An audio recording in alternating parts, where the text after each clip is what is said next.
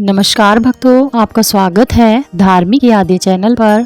दिवाली के दूसरे दिन, जिसे हम नरक चतुर्दशी या छोटी दिवाली कहते हैं, उस दिन की सबसे बड़ी घटना है भगवान श्री कृष्ण और देवी सत्यभामा द्वारा दैत्य नरकासुर का वध। यह केवल एक युद्ध नहीं, बल्कि धर्म की विजय और स्त्रियों के सम्मान की रक्षा की गाथा है। पौराणिक कथाओं के अनुसार नरकासुर का जन्म भगवान विष्णु के वराह अवतार और भूदेवी पृथ्वी माता के सहयोग से हुआ था, इसलिए उसे भौमासुर भी कहा जाता था। भूदेवी का पुत्र होने के कारण वह अत्यंत शक्तिशाली था।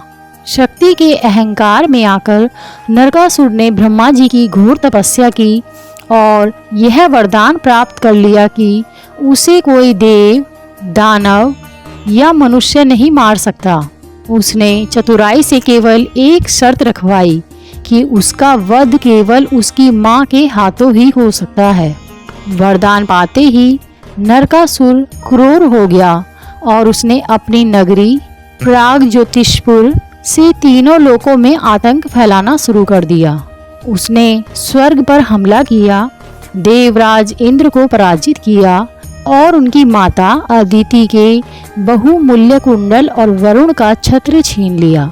नरकासुर ने घोर पाप करते हुए 16,000 कन्याओं का अपहरण करा और उन्हें अपने महल में बंदी बना लिया और उन्हें अपमानजनक जीवन जीने को मजबूर किया। उसके अत्याचार से त्रस्त होकर इंद्रदेव सहित सभी देवता भगवान श्री कृष्ण की शरण में द्वारका पहुंचे और सहायता करने के लिए प्रार्थना की। भगवान श्री कृष्ण जानते थे कि नरकासुर का वध सामान्य रूप से संभव नहीं है, क्योंकि उसके पास ब्रह्मा जी का विशेष वरदान है। श्री कृष्ण ने अपनी पत्नी सत्यभामा को साथ लिया, जो स्वयं भूदेवी का अवतार थी। देवी सत्यभामा को जब नरकासुर के अत्याचारों का और 16,000 कन्याओं के अपमान के बारे में पता चला तो उन्हें बहुत क्रोध आया। उन्होंने स्वयं श्री कृष्ण से आग्रह किया कि वे इस युद्ध में उनके साथ जाएंगी। श्री कृष्ण ने सहर्ष स्वीकार किया और उन्हें युद्ध में अपना सारथी बनाया। भगवान श्री कृष्ण और सत्यभामा गरुड़ पर सवार होकर नरकासुर की नगरी प्रागज्योतिषपुर पहुँचे। सबसे पहले उन्हें नरकासुर के विशाल सेनापति मूर्ध दैत्य और उसके 7 पुत्रों का सामना करना पड़ा, जो नरकासुर के राज्य के प्रवेश द्वार की रक्षा करते थे। श्री कृष्ण ने अपने सुदर्शन चक्र से मूर्ध दैत्य और उसके पुत्रों का संहार किया। मूर्ध दैत्य का वध करने के कारण ही श्री कृष्ण का नाम मुरारी पड़ा। मूर्ध के मारे जाने की खबर सुनकर नरकासुर अपने हाथी पे सवार होकर स्वयं युद्ध भूमि में आया। उसने अपने मायावी शक्तियों और अस्त्रों से श्री कृष्ण पर भीषण प्रहार किए। जब युद्ध चरम पर था, तभी श्री कृष्ण ने एक ऐसी लीला रची कि नरकासुर ने उन पर अपनी शक्ति से वार किया और भगवान श्री कृष्ण क्षण भर के लिए मूर्छित होने का नाटक करके धरती पर गिर पड़े। यह देखकर देवी सत्यभामा क्रोध से आई और उन्होंने तुरंत श्री कृष्ण का धनुष संभाला।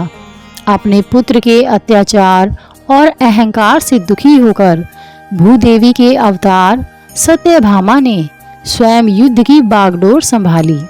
उन्होंने नरकासुर पर बाणों की वर्षा कर दी।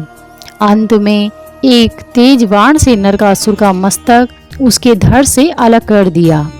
इस प्रकार नरकासुर का वध उसकी माता सत्यभामा के रूप में उनके हाथों हुआ और ब्रह्मा जी का वरदान भी पूरा हुआ। यह घटना कार्तिक कृष्ण चतुर्दशी को हुई थी, इसलिए इस दिन को नरक चतुर्दशी कहा जाता है। नरकासुर के वध के बाद श्री कृष्ण ने नरकासुर के बंदी गृह से 16,000 कन्याओं को मुक्त कराया। समाज के डर से जब उन कन्याओं को कोई आश्रय नहीं मिला, तब भगवान श्री कृष्ण ने उन सभी को सम्मान पूर्वक अपनी पत्नी के रूप में स्वीकार किया और उन्हें द्वारका में रानी का दर्जा दिया। इस विजय को बुराई पर अच्छाई की विजय मानते हुए अगले दिन अमावस्या को दीप जलाकर खुशियां मनाई, जो दिवाली का मुख्य पर्व बना। नरकासुर वध की यह कथा हमें बताती है कि बुराई चाहे कितनी भी शक्तिशाली क्यों ना हो, जब धर्म और न्याय के लिए एक स्त्री भी खड़ी हो जाती है तो अहंकार का अंत निश्चित है। इसलिए नरक चतुर्दशी पर हम बुराई के अंधकार को मिटाकर ज्ञान और साहस के दीप जलाते हैं।